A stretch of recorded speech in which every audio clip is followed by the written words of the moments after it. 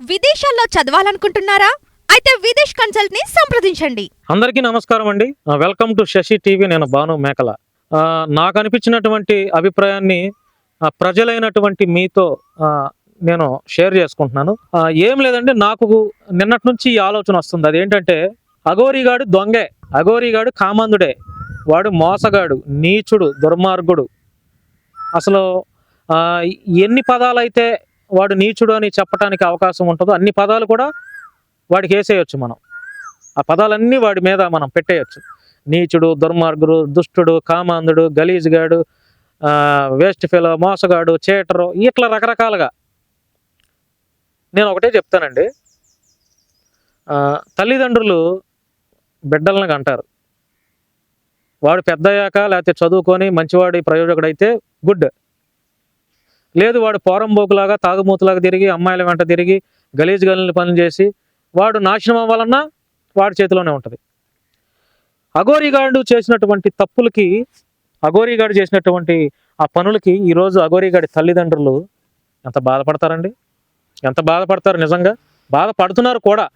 ఎందుకంటే నేను మంచిర్యాల మన వారిని పంపించా, మన తెలిసిన వారిని పంపించా, అడ్వకేట్స్ని. ఆ తల్లి ఆ బాధ, ఆ తల్లి యొక్క ఇది కూడా వీడియో పంపించారు, నాకు పంపించారు, నేను చూసా. కటిక పేదవాళ్ళు అండి, కటిక పేదవాళ్ళు. చాలా దరిద్రమైనటువంటి భేద స్థితిలో అఘోరీగాడి తల్లిదండ్రులు ఉన్నారండి. చాలా చాలా చాలా దారుణం. వీడు మోసం చేసి జనాల దగ్గర దొబ్బేసిన డబ్బులైనా కనీసం ఆ తల్లికి ఒక రైస్ బ్యాగ్ అన్న వేసాడండి వాడు. ఆవిడ కనీసం మందులకు ఒక 1000 రూపాయలన్నా వేసాడా? వేయలా. సో నేను చెప్పేది ఏంటంటే, ఒక మానవత్వంతో, ఒక హ్యూమానిటీతో ఆలోచన చేయండి. ఇది నాకు అనిపించినటువంటి అభిప్రాయం. దీనిపైన ఇది మంచి అభిప్రాయమా చెడు అభిప్రాయమా తెలియజేసేది మీరే, ప్రజలే. అఘోరీగాడి తల్లిదండ్రులు, వాడు ఎలాగో బొక్కలోకి వెళ్తాడు, జైలుకి వెళ్తాడు వాడు, అందులో డౌటే లేదు. వాడు జైలుకి వెళ్తాడు, అది ఈరోజు రేపు మ్యాక్సిమం అవుతుంది.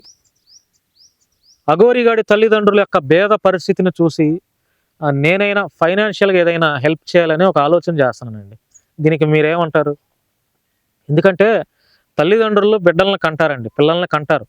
వాడు సన్మార్గంలో వెళ్ళాలా లేకపోతే చెడు మార్గంలో వెళ్ళాలా అనేది వాళ్ళు ఏం చేస్తారండి చెప్పండి?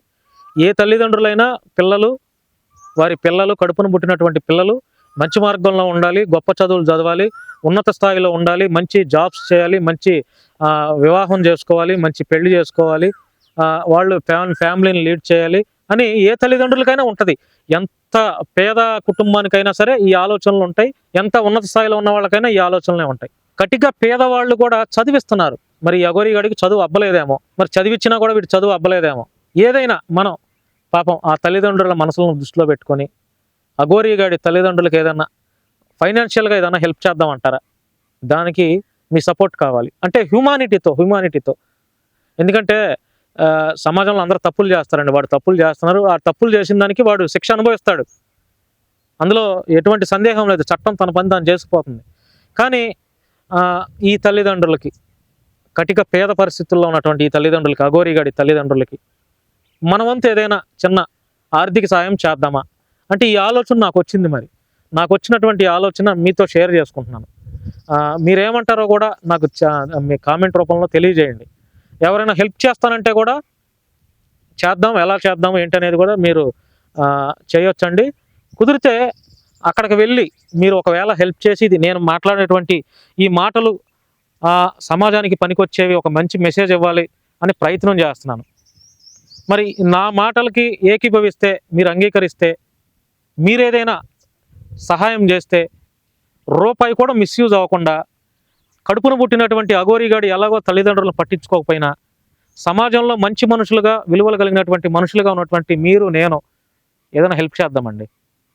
అది తోచిన అమౌంట్ కనీసం వాళ్ళకి రైస్ బ్యాగ్స్ అవి వేసినా కూడా హ్యాపీగా బాధ దిగులు లేకుండా, డబ్బులు లేవు అనే బాధ లేకుండా కడుపు నిండా 3 పూట్ల అన్నమైనా తింటారండి వృద్ధాప్యంలో ఉన్నటువంటి తల్లిదండ్రులు. వాళ్ళు కొడుకులు పట్టించుకుంటున్నారో లేదో తెలియదు. మరి వీడు చూస్తే గాలినా కొడుకులా తిరుగుతున్నాడు. కాబట్టి నాకు వచ్చినటువంటి ఆలోచన మీతో షేర్ చేసుకుంటున్నాను. మీరేమనుకుంటున్నారో కూడా మీ అభిప్రాయం తెలియజేయండి. మంచి హ్యుమానిటీతో అండి, అంతే. హ్యుమానిటీతో మాత్రమే ఇందులో నా స్వార్థం లేదు, నేనేదో ఇట్లాంటి పనులు చేసి నాకేదో పేరు ఆలోచన అంతకంటే లేదండి. కేవలం హ్యుమానిటీతో అంతే. ధన్యవాదాలండి. Thank you.